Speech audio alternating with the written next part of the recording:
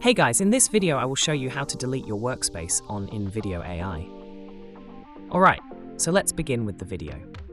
So what you want to do is go to the website itself, and then we're going to click on our profile icon in the top right corner. From here, we will go into Settings. Now once we have gone into the settings, we want to focus on the left-hand side, and we just got to choose Manage Account. So I'm just going to click on Manage Account, and you'll be able to see all of your workspaces right here.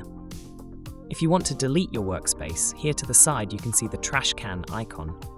So if I click on it, are you sure you want to delete this workspace? If I confirm this is going to remove the workspace from my InVideo AI account. So that's basically how you can delete your workspace on InVideo AI. So that's all for this video.